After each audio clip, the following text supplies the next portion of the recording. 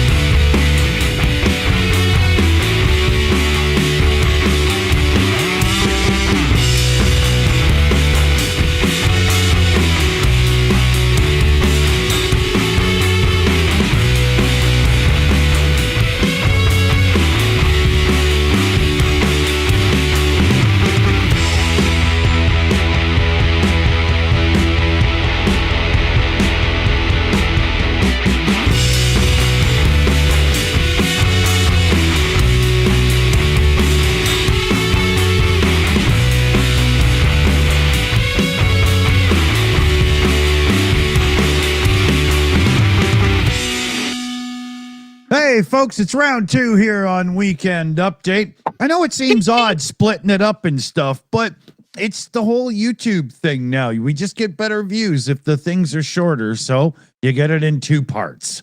What are you going to do? Apologize. Bit like sex. Yeah.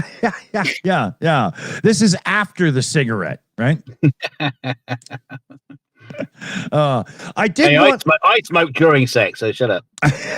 Yeah. Doesn't she get mad when you put the ashtray on her ass?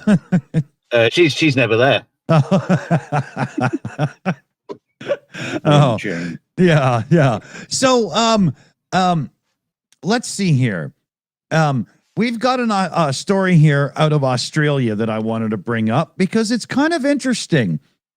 What happens when you kick millions of teenagers off social media? Well, it's about to happen. So, because Australia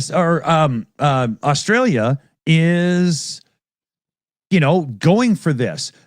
There was a show of hands in an auditorium filled with 300 students in the All Saints Anglican School in Australia. A few of the grade 9 and 10 students sitting there heard the country's impending ban, but don't really understand truly what's going on. You got to save all your photos. You got to do this and that and whatnot. But Australia is about to ban social media for everybody under the age of 16. And so what's about to happen is all these like 14 and 15-year-olds are like, well, do I get my accounts back when I'm 16? Will all my stuff be saved? Are you working with these companies? Like, what's going on? Nobody has any idea. But I would imagine that many countries are looking to this and what's about to happen to see if it's going to be long-term good, short-term oh shit, and how many parents are going to flip out because of angry kids. I figure the parents that flip out because of angry kids are the parents that didn't do enough parenting anyway, and parents that are and the parents that are actually involved in doing what they should be doing and stuff. I don't think it will be quite so bad on them. They'll probably like it. They'll probably be but I mean, it's a big deal, man. In my neighborhood here, I'm in a townhouse complex. And everybody, once they're like 9 or 10 years old, has a phone and they're just this and that and blah, blah all the time. They're talking to their little friends, doing all this stuff. I mean, I'm interested to see how this plays out. Enforcement's going to be a nightmare, though. I totally agree. And you have to figure out how are they going to decide what constitutes social media? Is a discussion thread for a game that you like playing, is that social media? Right. Is Discord social media? Yeah. Right. How are they going to enforce it? That's really an interesting question. I think they got it the wrong way around. I think you should have social media up to the age of 16, after which time it then gets removed, because that's when people become idiots. Social media would be a glorious place if it was just under 16s, because it would be happy stuff. It would be little memes and your mama jokes. Stuff. Or 6, 7, and all that kind of shit. But you haven't been on the social media forums for things like Pokemon or Yu-Gi-Oh, have you? No, I'm not a child groomer. But it's the adults that fuck it up. Let's face it. Yeah. Oh, that's funny. But here's Commander alluded to Discord. Okay, so here's the thing. There were some parents concerned about social media and stuff, but they wanted their kids to be able to interact and talk on their phones. Their phones are data only, not even phones, because they don't want the kids up 3 a.m. and blah, blah. I suggested the parents get together and do a Discord server where the parents are the admins and the kids just have a few rooms where they can post memes and a chat room and stuff and hang out. And it's worked brilliantly because the kids aren't on all the other services. It's just a private group where the parents can monitor it. And would that count as social media in this situation? Because it's only one step away from like a party phone call with 3 people on it or whatever, right? But texting your friend directly. Here's the question. Here's the question. What is it about social media they're trying to protect the children from? Yeah, is it the false information, the misinformation, the lies, or the hatred? AI porn. AI fake porn. Just AI. That's the question. What are they trying to protect the kids from? Because that's where the problem really is. Yeah. That's what needs to be. Yeah, that's what needs to be sorted out. So it sounds to me like what they're trying to do is protect a group of a decent chunk of the population, kids, because the parents are unwilling to do so. Because I think a lot of this just falls to parenting. I really do. And I only have one child, but I am one parent, not 2. Mine's on the spectrum, so he's not really into social media anyway. But I had to work hard. So, I don't want to hear crying. Sorry. It's kind of difficult because with kids on social media, it's very, very hard to keep an eye on it because you've literally got looking over their shoulder. Now my daughter was put in the hospital thanks to bullying on social media. Yeah. So that happened, and as a parent, there's no way we could have policed that without literally watching her. Yeah, that's the other side of this, exactly. And I think a corollary here is that what one parent thinks is okay for their kid, another will think is not okay for their kid. So they're going to be really facing a challenge figuring out how to decide what gets said, what doesn't get said. And realistically, I think given the way interpersonal communications are changing in the modern era, to say that you can't have any connection electronically until you're 16 or something. It's kind of, it's never going to fly. And also the kids are the smarter ones. They'll find ways around it. Yeah. Oh, yeah. No. Now, let me bring a second angle into this same discussion. Are we banning social media to protect the kids? If so, what about AI? Because right now, OpenAI is facing 5 lawsuits for wrongful death of teenagers. Right? So just recently, this is why I tied these two together. I really wanted to get to these ones, right? So very recently, OpenAI actually stepped in and filed a court filing in one of these cases. We're starting to get what's going on. And what was the OpenAI's initial opening volley, shall we say, in court? The teen is at fault because they violated the terms of service discussing or self-harm with the chatbot. You know, discussing taking yourself out. There's a word there that YouTube hates, and I'm trying not, you know what I'm talking about here, right? And yeah, absolutely. so OpenAI OpenAI comes out and says, no, we have nothing to do with this. It's not the chatbot's fault because you're not supposed to do that. That is not going over well as this is hitting the news. Our society has done that for so long with all sorts of things. It's like you don't punish the man who is using the prostitute. No, you punish the prostitute. Does the hardware store get in trouble because somebody attacks somebody else with a hammer? Right? Well, did you hear the story about Guns don't shoot people. People shoot people. There, that had to be said. Yeah. You hear the story about that AI bear, the toy bear that was, it's just basically a cuddly bear. Was that bear that used to get like Teddy Ruxpin? Yeah. Looks like Nick from In Time, right? You know, just not so old. But it was basically a cuddly bear that comes with built-in AI, and it was teaching. You could talk to it, and kids were learning how to do BDSM, sadomasochism, and find out where the pointy knives are in the kitchen. It's like giving a 7-year-old the anarchist cookbook to go and read, right? Yeah, exactly. But in a cuddly form. What does this gelignite stuff do?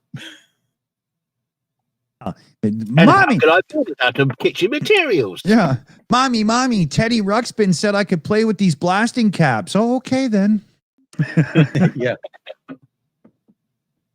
But the reason I bring up the OpenAI thing again was to go back to Australia banning social media. If we're protecting the kids, does banning social media really protect them? Because like Commander said, what is social media? How far does this go? Like, what if they have a text chat where they have a group on their iMessage or whatever? Does that count? Are we going to protect them from these AI bots and stuff and make them, like, how far does this go? I'm not saying we shouldn't be doing stuff like this. Don't get me wrong, but if you're going to step into those waters, right, how far do you go? If you let your kids play D&D, they will become Satanists and sacrifice the family dog. No, they just learn good language skills and how to smoke reefer. I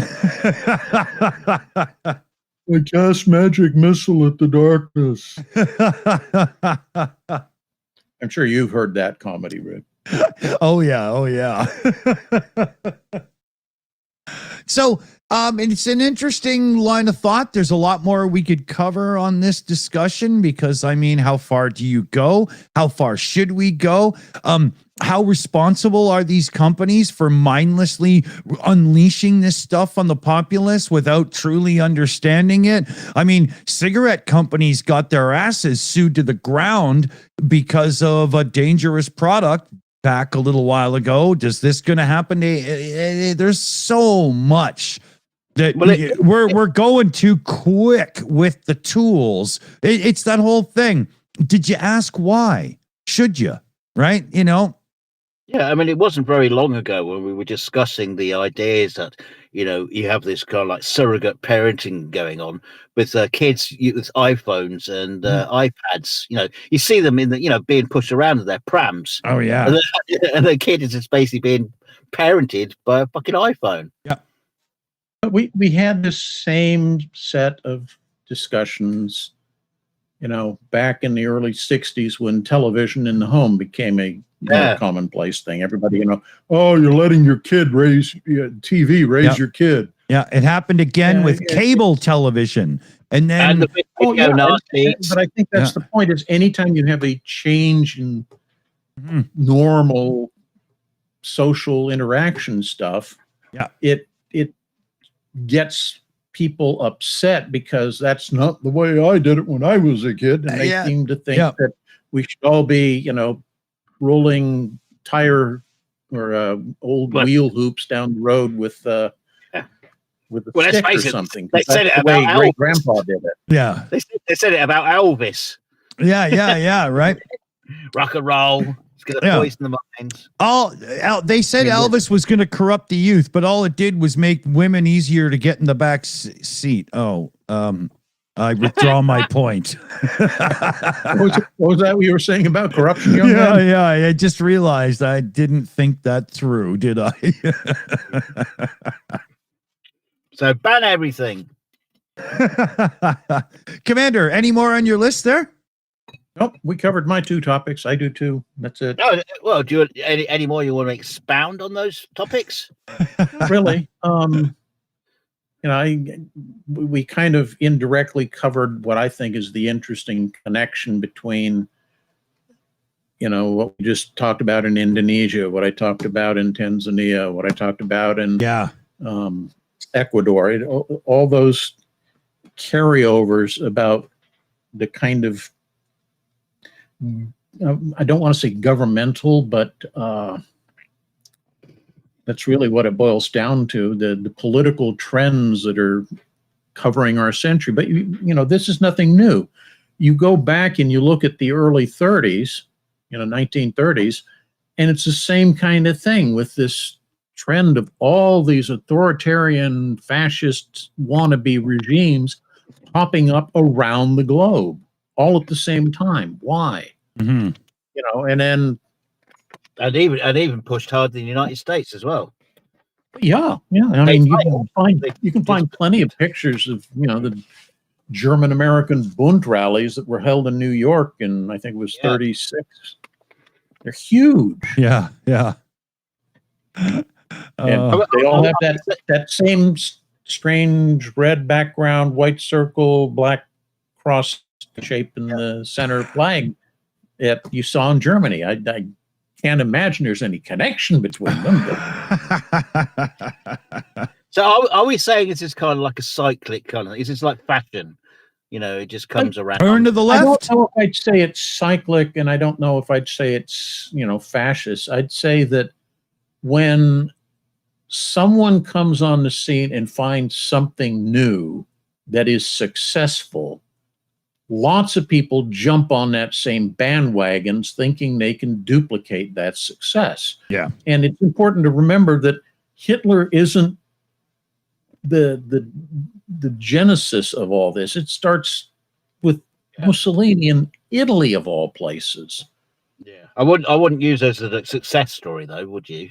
No, but what I'm saying is it starts there, and then Hitler sees and goes, oh, those are good ideas. I think I can use them here.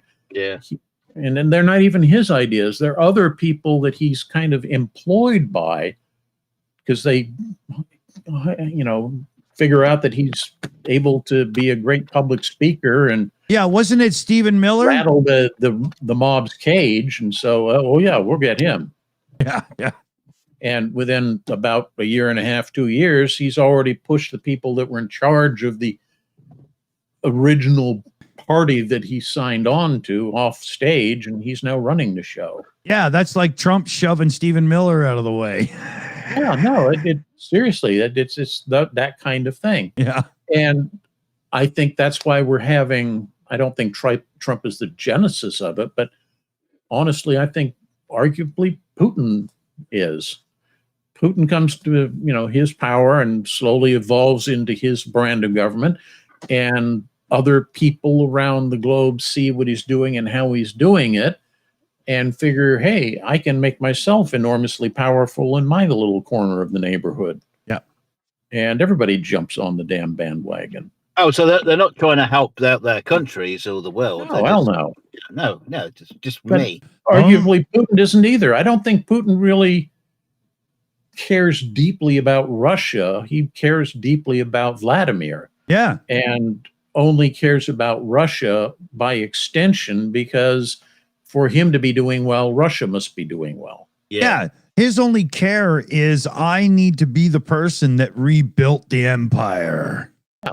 Right. Yeah, it's not like Putin goes out on a caravan trip around the country just to go and see it. It's just No, because then he'd be open to, the way they pulled it over. I think it was Catherine the Great's eyes with the Potemkin village. Yeah. You have the mobile village that you set up every night. That this is what you pass by it just before you set up camp for the Tsar, and oh, look how well our country is doing. Look at this model village. Yeah. I know that the people outside farmhouse number 7 are the same as you saw 3 times ago.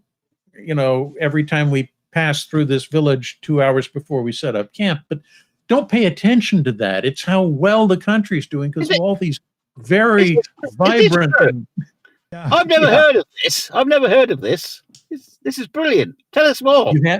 You haven't heard about this? No, oh my God! No. Yeah, probably a lot of people in the chat haven't either. It's supposedly it's apocryphal and it's not entirely true, but the legend has it that Potemkin was a very important minister of government. He'd been appointed by the Tsarina, Catherine the Great, to, and he gave him all this money to improve the country, to make it as economically rich and viable as the rest of Europe. And being a good Russian season says, oh, well, this goes into my private account in Switzerland. Just before he Swiss accounts, but regardless, you get my drift. Yeah. And then one day, the Tsarina wakes up and says, I'd like to take a little trip around the country and see all the great reforms and these huge, these huge economic changes you've made to Russia with all the money I've been giving you. No, you won't. Well, Potemkin realizes that if anybody actually looks into what's happened, his head will be lying next to his body in some unmarked wheat field. Yeah. So he takes some of the money and he creates effectively a theater group. Yeah. And they have this mobile village, all these little huts that they can build. They're prefab. They can put them together and take them apart in less than an hour. And he maps out the route that they're going to take to go see all these model villages he's built for the Tsar. And what happens is the theater group is like a day ahead of them in the trip. And so at this point, we're going to build the village. So we erect the village. The Tsarina comes through, sees all these happy villagers waving at her in these beautiful towns, and everything just looks great. And they ride on a few more miles and they set up the Tsar's camp and they spend the night there. During the night, they leapfrog. The theater group packs up, rushes to the next place down the road that they're going to be going, and sets the village up again. Yeah. And they keep repeating this during the entire course of the damn, grand tour around Russia. Yeah. And so the Tsarina is thinking, wow, Potemkin's done this great job. Look at all these beautiful villages, all these happy people saying, God save the Tsar and everything. It's like, well, why? Meanwhile, the rest of it's just, hanging on for dear life in the The rest background, of the right? country's going to hell in a handbasket that's on fire. Yeah. Who gives a shit about that? Yeah. But Champions happy. He got to keep 99% of what he stole from the government. No, I've seen this in Blazing Saddles where they rebuild the town of Rock Ridge. Yeah, that's kind of where they got the Yeah, joke from. yeah. They got the idea of Mel Brooks. Mel Brooks is great for using historical bits Particularly in parts things. that, come out of Eastern Europe because of his background. Yeah. Oh, See, like in the olden days in France, in Versailles, they just basically kept them in the palace, and they never left the palace. And oh yeah, well, Versailles is like that, and people don't realize what Versailles really is. People think it's this big showy edifice to show how wealthy and powerful, etc., the king is. It's to isolate them from the reality. No, it's a prison for nobles. Is really what it is. Everybody who was a noble was required to come and reside at Versailles. Oh. And that way they were right there under King's thumb. He could keep track of what they were doing, and nobody could be plotting and raising a private army back on their familial grounds in, Brittany or Gascony or wherever. Wow. They were all right there, and you had to get special permission from the king if you wanted to go home to check on something or deal with it. Paranoia, self-destroy, yeah. Isn't that because, quite frankly, he knew that revolution was coming, and so he just kept the nobles all there. Prior to the building of Versailles, there had been so many cases of nobles rebelling against the crown, trying to set up their own private little, country in Burgundy or where have you. Yeah. And so this was the solution, was to bring them all right there under close scrutiny, and, built into Versailles are all these secret passages so you can send your spies in at night and listen in on all the private conversations that are being held. Yeah. Yeah, a similar thing happened under Napoleon's regime as well. There was all these different little provinces in France that were, against Napoleon, and all the people, in charge, they also ran away, went to exile in England, and tried to come back and reclaim those areas. Bringing their own guillotines to, rife out the collaborators and all that kind of stuff. And the issue there is that in doing so, they're conflating the revolution that executed all those nobles, with the guillotine and forced the others to flee. Napoleon's basically a nobody during that period. Mm. He doesn't rise to power until kind of most of that's done. And then he slowly rises up the ranks because he's one of the few competent generals that the revolutionary government has. And so they keep sending him to all these places that they're in crisis. He saves the day and come back, and every time he does that, his political stature rises until finally he's at a point where he's able to say, well, I get to be king now. Sorry.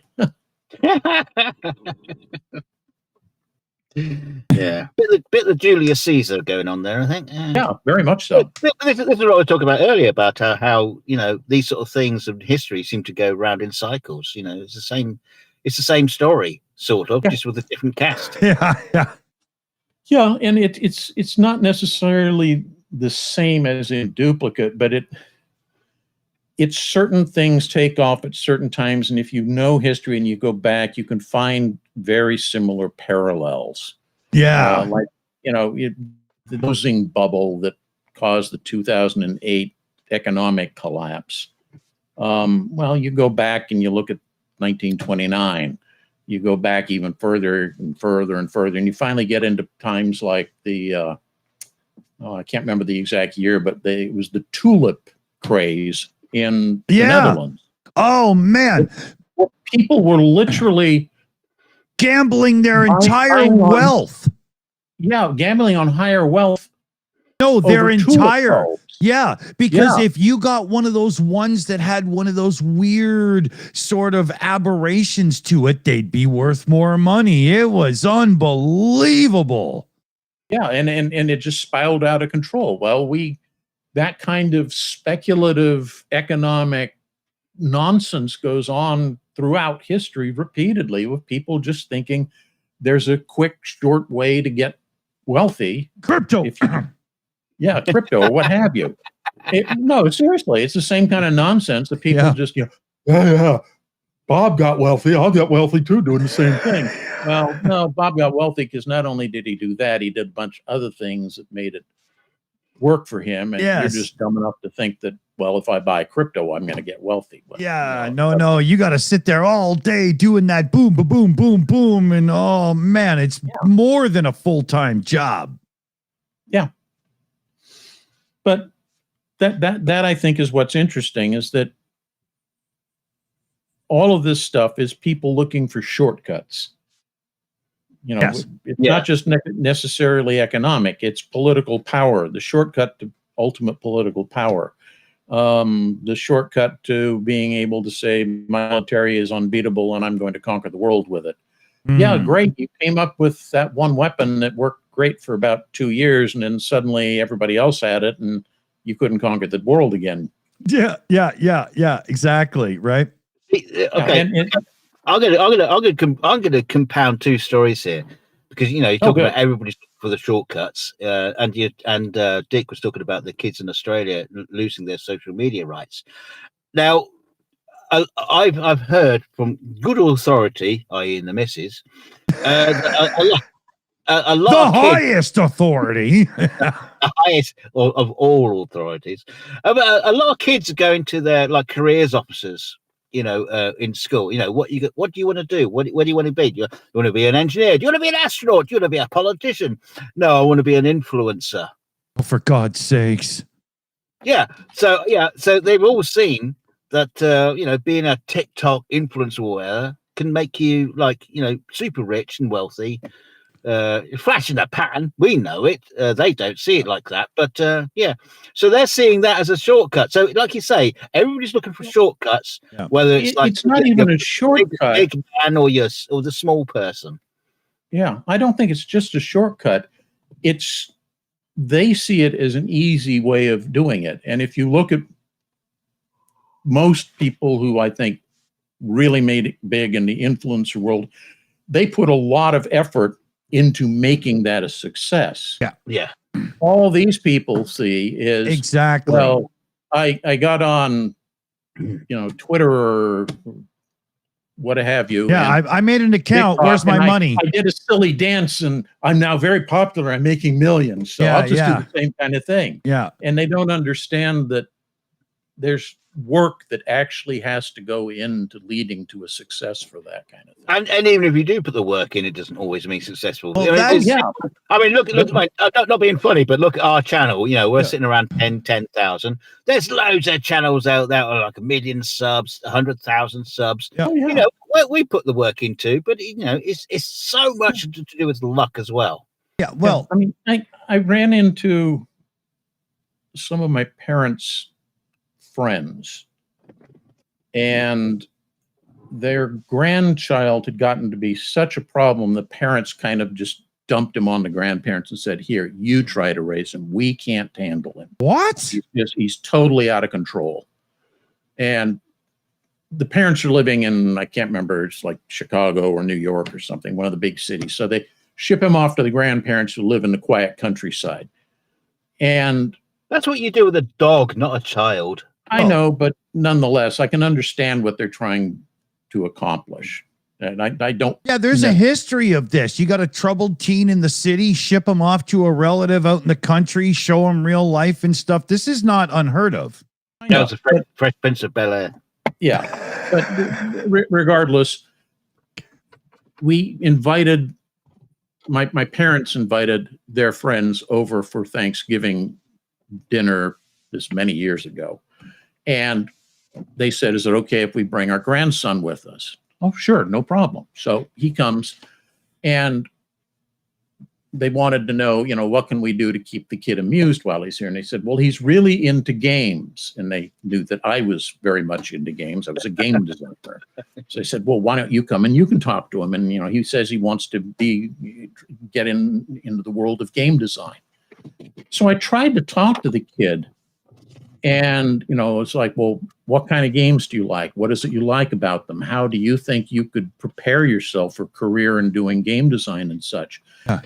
And after talking to the kid for about an hour about this, what it really boiled down to is his idea was that some company was obviously going to hire him for a couple $100,000 a year to sit around and think about neat ideas that people could put into games. Oh. Not games that he had designed, not games that he had programmed or built or what have you, just things that he'd thought of that might be interesting in games. Wow. Oh, well, what if you had a dragon that instead of breathing fire, breathed clouds of purple smoke? Wouldn't that be cool? Wow. And I said, you realize that you might, I doubt it, but you might be able to find a job doing that, but you're sure as hell not going to be making a livable wage on it. They'll pay you per idea and, maybe $50 per idea or something. So you better find something else you're interested in, doing or that will finance your hobby of doing these kind of game design. Have you ever flipped a burger? Yeah. And no, he got very upset. He said, no, that's so untrue. There are people making huge millions of dollars in the gaming industry just coming up with ideas like this. Oh, they're and I'm going, okay, you were so clueless that it's unreal, but whatever. Does he think he's just going to step up and become John fucking Carmack? I mean, what the fuck, man? Yes, that's kind of what it was, to the extent that the tragedy that appends to this story is several years later, said young man murdered his grandparents. Oh my God. In hopes of claiming the insurance money. But being a simple-minded, lazy schmuck, didn't really think about how he was going to do this. And it took the police detectives all of about 15 minutes to figure out that he was the guy that murdered them. Oh my God. And so he's serving 2 consecutive life terms in prison. Did he sell that as a game idea? Yeah, one wonders. But yeah, he got soap on the rope for 20 years. Yeah, exactly. The issue here is that's not connected with it, but it is in some ways, of the idea that it's the lazy man's out to sudden wealth. Yeah. And I think so much of all of these problems that we see with the rise of authoritarianism, the disconnections we see amongst people with the rise of social media, all of that stuff, really, AI, Bitcoin, whatever you want, or cryptocurrency, all of it boils down to people looking for that lazy man shortcut to wealth. Well, there's even kind of like a lazy man kind of like thought put into politics as well. You'll hear somebody say one great thing about politics, and I'm going to do this, and nobody puts any afterthought into it. And they go, I'm going to follow him. He's my man because he said this, without realizing there's so much more to that than meets the eye. Yeah. Well, I mean, look at the John Carmack analogy, Commander. All the freaking work and effort a very few people did to make sure that they were Dick, give it the backstory. Because I don't know who you're talking about, so a lot of people might not know. Carmack is Wolfenstein. He's Doom. Okay. Right? Yeah.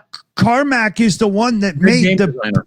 Yeah, he's the one that made the PC, the gamer platform of high-end blah blah and whatnot. It's like but he's also somebody who knows how to program. Yeah, but He knows And how to put- program. He knows how to game design. He knows how to make sure that the player is enjoying themselves, having fun. Like he put in the and knows how to put dues. together a team that can bring the concepts he has to fruition. Yeah. And he That's still leadership. does to this day. Yeah, exactly. You know, the man's a fucking genius, but he didn't start out that way. Didn't just one day, you know what I mean? He can do it, right? You know, it's just like, look at somebody like Ross Brawn from Formula One. You may not know who he is, but in engineering circles, he's a god, right? He got into Formula One as a dude in a team, worked his way up, and is responsible for 5 world championships in a row with Ferrari. And then he went to Honda. Honda bailed out. He bought the team for $1, and the next year he sold it to Mercedes for over $200 million. That's what an engineer can do. Don't try to be a fucking influencer and offer the world nothing. Do something. Yeah. There was a film with Jack Black, and I can't remember what the film was called, but he became an inventor because he invented a thing. It was like a spray poo away, and you had an aerosol, and it made poo disappear. You know, dog poo and stuff like that. and he said, like, patent it, and it's like, you know, he goes, well, you know, I invented it, but how's it going to work? I don't know. I'm just the idea guy. It's for the scientists to figure out. And you know, it's what was that fucking film? It's so stupid, but brilliant at the same time. Yeah, because the guy became like a multi-millionaire, you know, and he's like still living in the same area as his best friend who didn't want to get in on the deal, and just comedy ensues. Oh, funny. Well, you've got me for maybe another 5 minutes or so. I think that's about what we have, so we're on track there for sure. There was the story of Ukraine taking out a couple of the Shadow Fleet boats there, the oil tankers. Mm-hmm. I was very happy to hear that because we, as I understand it, Commander, I think you're going to agree.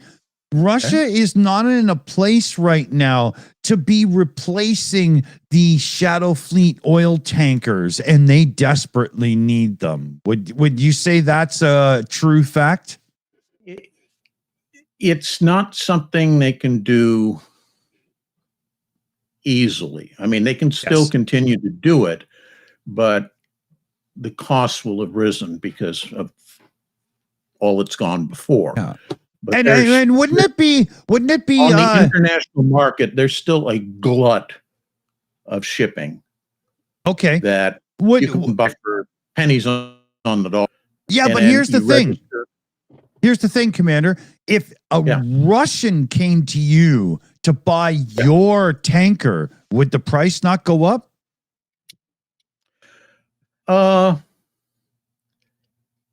Would for me.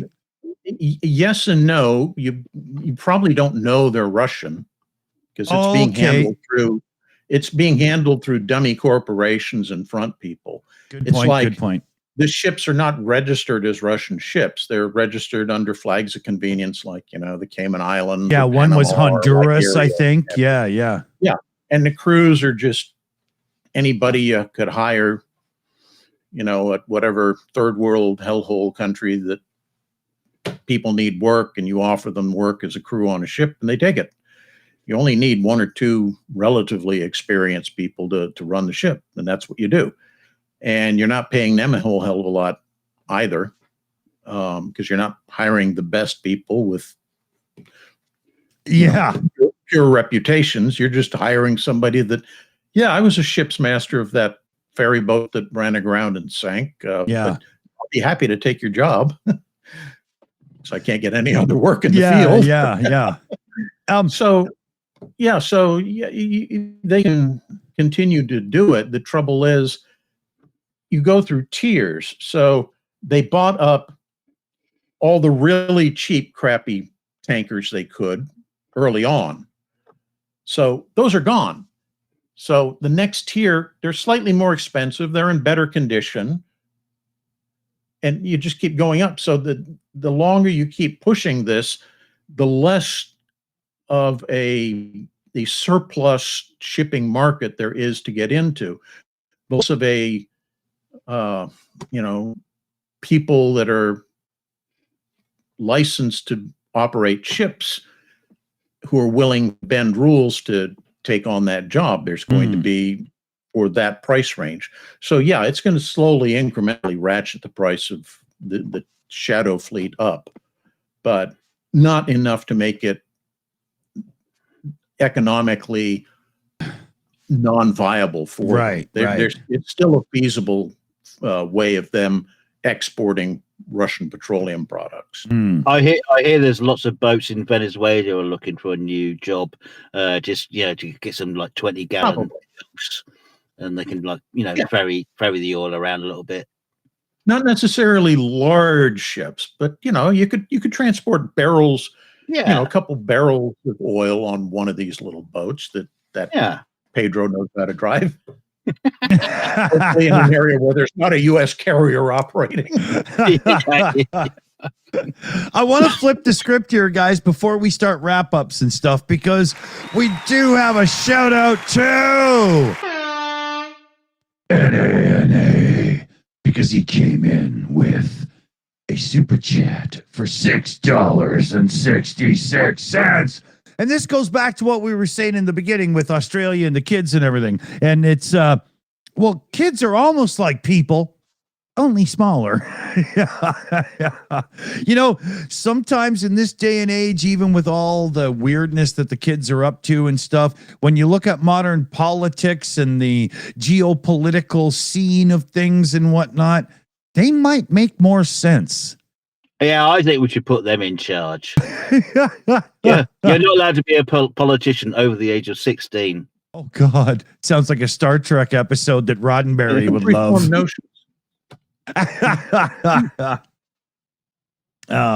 So let's see here. Commander, any thoughts before we kick the button into gear and say salutations to all our lovely viewers? Not really. Just stay off of that social media. It corrupts kids. Yeah. You can use meth all you want, but stay off the social media. No, I'm just kidding. Good Lord. Of course not. No, don't do drugs, okay? They're bad. Yeah, do drugs, you're a narco-terrorist. Yeah, well, that's all I can say. Yeah, unless you're... will bomb you. Yeah, I don't call marijuana drugs because more and more it's becoming legal. We mean all that stuff that really, there's nothing wrong with being stuck to the couch. Sometimes it's good for you, Dunc, what do you think? I think Hegseth should turn his battles to the inside of America, and it should be get those helicopters. Get what's that bloody helicopter? Blue Thunder out there and scanning through people. No,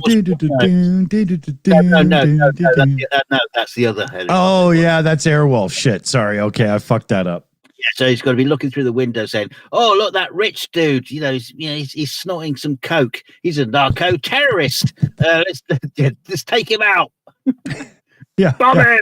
Yeah. What we need is mini guns on news helicopters so you don't see it coming. No witnesses. Oh, big thanks to the team here once again tonight, this evening. I'm not sure what to say there because it's probably not evening for you, or maybe it will be later. But we got Mexi Girl in the Shills account. We got Shayna Caldwell in the chat, PJ CNET, AI Alchemist, Chris Lunday, Jose, and Super Chat Matt. Always thank your team streamers, because without them, you just look like a moron babbling to yourself.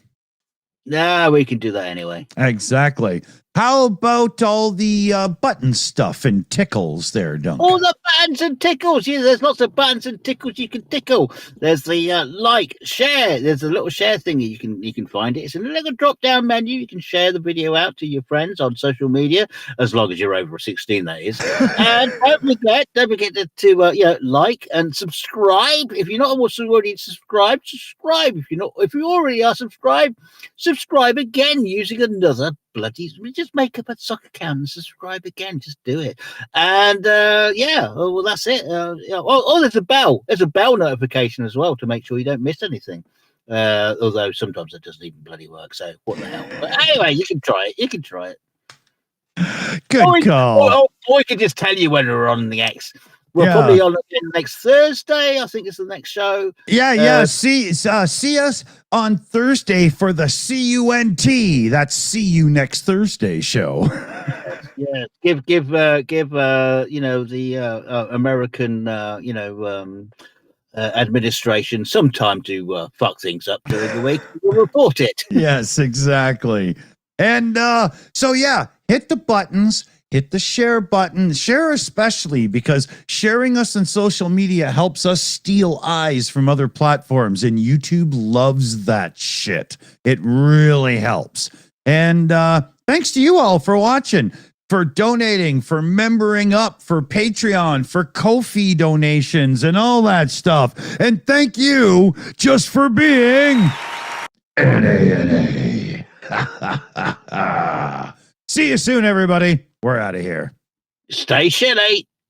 Great advice indeed.